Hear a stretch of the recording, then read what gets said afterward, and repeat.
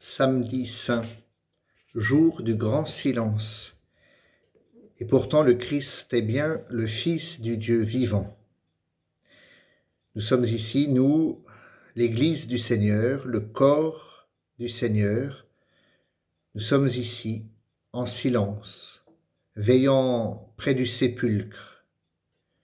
Nous veillons toute cette journée pour précéder ces femmes qui, demain, de bon matin, se rendront au sépulcre, portant, écrit l'évangéliste Saint Luc, verset 24, verset 1, les aromates qu'elles avaient préparés pour l'onction du corps du Christ que nous avons déposé au tombeau. Nous veillons pour être près de la tombe du Seigneur avant que n'arrive Saint Pierre, alerté par les trois femmes, avant que n'arrive Saint Pierre qui, se baissant, là encore écrit Saint Luc chapitre 24 verset 12, ne vit que les linges, et qui retourna vers les apôtres tout surpris de ce qui était arrivé.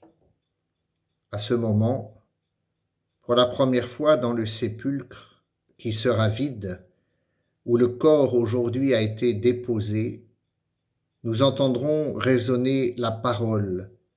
Demain matin, à l'aurore, il est ressuscité.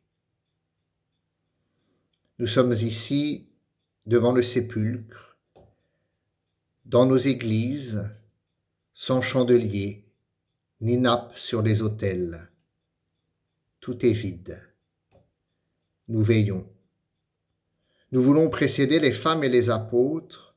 Nous voulons être avec le Seigneur, nous, son Église, son corps, son sang, versé sur la croix. Nous sommes devenus le corps du Christ. Nous sommes son peuple. Nous sommes nombreux réunis en de multiples lieux de la terre en cette sainte nuit de veille près du sépulcre.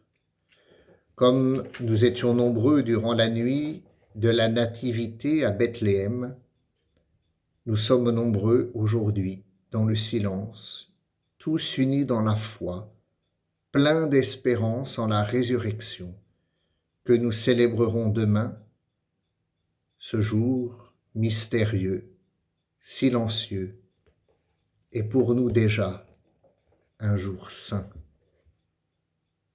Bonne journée.